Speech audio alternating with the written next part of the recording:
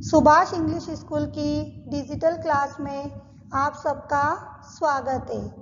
आज हम हिंदी व्याकरण में सर्वनाम के बारे में पढ़ेंगे।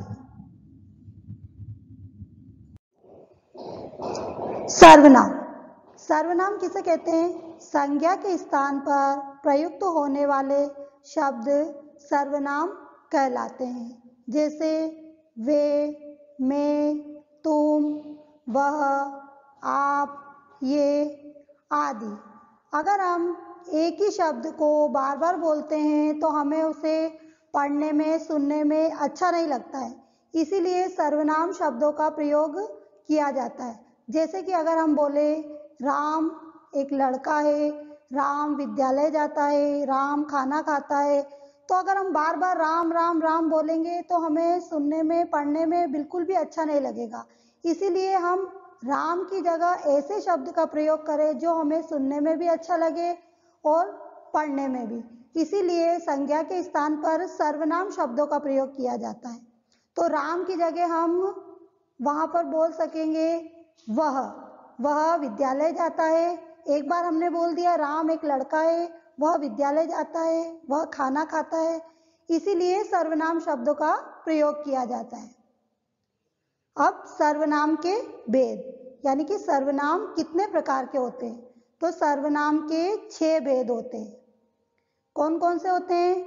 पुरुषवाचक सर्वनाम, दूसरा है निश्चयवाचक सर्वनाम, तीसरा है अनिश्चयवाचक सर्वनाम, संबंधवाचक सर्वनाम, प्रश्नवाचक सर्वनाम और निजवाचक सर्वनाम। तो आज हम इन सब के बारे में पढ़ेंगे। हमारा पहला सर्वनाम है पुरुषवाचक सर्वनाम। वे सर्वनाम शब्द जो किसी पुरुष के नाम पर प्रयोग किए जाते हैं उसे हम पुरुषवाचक सर्वनाम कहते हैं, जैसे कि मैं, तू, वह आदि। पुरुषवाचक सर्वनाम भी 3 प्रकार के होते हैं। कौन कौन से होते हैं? जैसे पहला है उत्तम पुरुष, यानी कि जो बोलता है, कहता है, उसे उत्तम पुरुष कहते हैं, उसमें आता है मैं। दूसरा है मध्यम पुरुष, जो सुनता है, दूसरा व्यक्ति, सुनने वाला, उसको बोलते हैं तू, तुम दोनों बोल सकते हैं। तीसरा है अन्य पुरुष, वो हमें दिखाई नहीं देता है लेकिन हम उसके बारे में बात करते हैं, वह हो गया अन्य पुरुष, वह।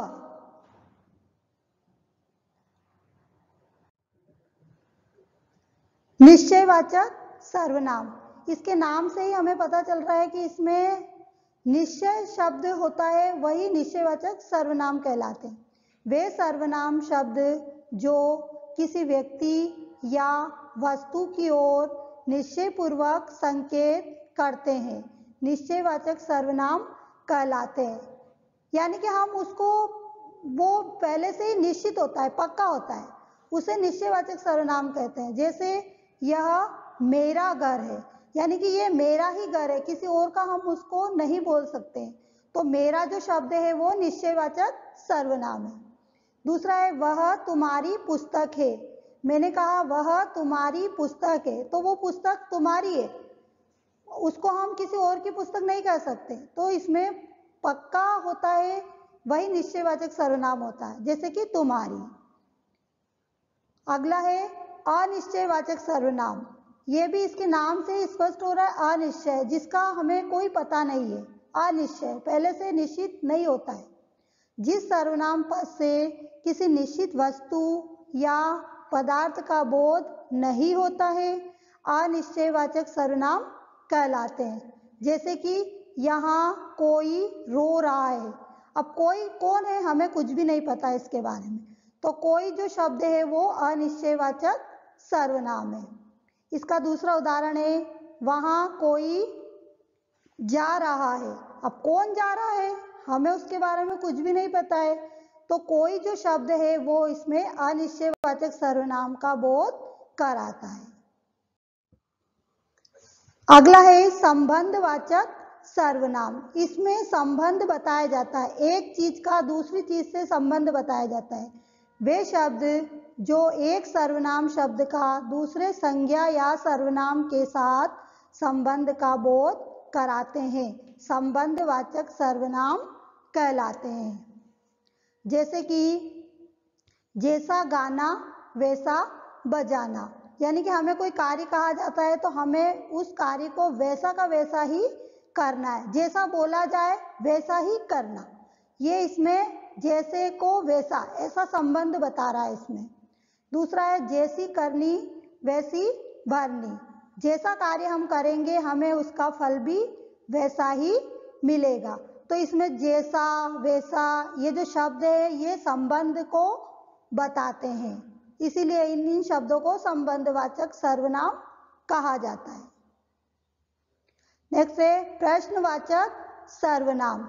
इसके भी नाम से स्पष्ट हो रहा है प्रश्नवाचक, यानी कि हम कोई प्रश्न कर रहे हैं या प्रश्नवाचक शब्दों का प्रयोग कर रहे हैं, तो जिन सर्वनाम शब्दों से प्रश्न का बोध हो प्रश्नवाचक सर्वनाम कहलाते हैं। जैसे कि वह क्या खा रहा है, हम इसके पीछे प्रश्नवाचक चिन्ह भी लगा रहे हैं, और क्योंकि हम इसमें प्रश्न कर रहे हैं कि वह क्या खा रहा है, हमें कुछ नहीं पता है कि वह क्या खा रहा है, तो क्या जो शब्द है वो प्रश्नवाचक सर्वनाम को दर्शाता है।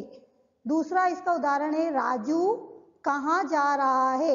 हम राजू से प्रश्न पूछ रहे हैं कि राजू कहाँ जा रहा है, तो कहाँ जो शब्द है वो प्रश्नवाचक सर्वनाम को बताता है। हमारा अगला जो सर्वनाम है वो है निजवाचक सर्वनाम।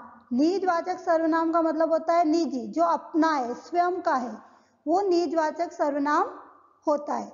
जो सर्वनाम तीनों पुरुषों में निजत्व यानी कि अपने आप का बोध कराते हैं निजवाचक सर्वनाम कहलाते हैं।